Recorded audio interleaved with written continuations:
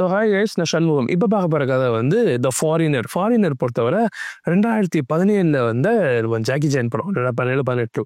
அந்த படத்தை நான் அப்போ சொல்கிறேன் அப்படின்னா, நான் இப்போ தானே பார்த்தேன். எனக்கு அந்த படம் ரொம்ப பிடிச்சிருந்துச்சுங்க உண்மையிலே. ஏன்னா ஜாக்கி சான் படம்னா எப்போயும் 3 வருஷத்துக்கு ஒருக்க 4 வருஷத்துக்கு வரக்கூடாது.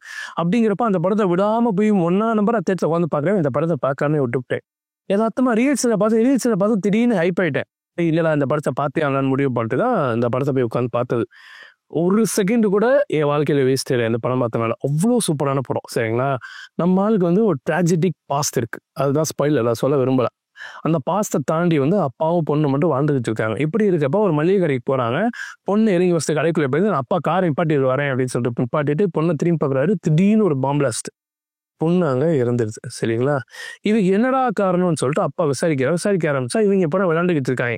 வேறு யாரோ ஒரு காரணம், வேறு யாரோ ஒரு ஆள் காரணம். நம்ம ஆளுக்கு ஒரு பெரிய சந்தேகம் வந்துச்சு. என்ன பண்ணல, நேராக அங்கே இருக்க ஹையர் அபிஷியன்ட்ட போயிட்டு எனக்கு நீ யாருன்னு மட்டும் சொல்லு போதும் அப்படின்னு சொன்னோடனே, என்ன நீ உன் லாஸ்ட் நான் மதிக்கிறேன், உனக்காக இந்த உயிர் போயிடுச்சு, அதை நான் நம்புறேன், அதுக்கு நான் மதிப்பு கொடுக்குறேன், அதான் இப்படிலாம் நீ வரக்கூடாது அப்படின்னு சொன்னோன்னே நம்மளால் காண்டாயிரப்பில் நீ சொல்கிற வரைக்கும் சொந்தக்காரையில் ஒரு ஆளாக நான் பாரு பயமுறுத்துறேன் பாருன்னு சொல்லிட்டு அவர் என்ன பண்ண ஆரம்பிக்கிறாரு. ஸோ அதுக்கப்புறம் எண்டில் என்ன சொல்யூஷன் ஆச்சு, உண்மையிலே யார் பாம்பு வச்சது, இதுக்கெல்லாம் பின்னாடி யார் இருக்கா, அதை நம்ம சால்வ் பண்ணாரா இல்லையா அப்படிங்கிறத வந்து மீதி இருக்க கதை. செம்ம சூப்பரான படம், செம்ம மாசான படம் த ஃபாரினர். சான்ஸ் மிஸ் பண்ணாமல் பாருங்கள். இதே மாதிரி நல்ல வீடு வந்து பார்க்குறேன். அது வரைக்கும் பாய்.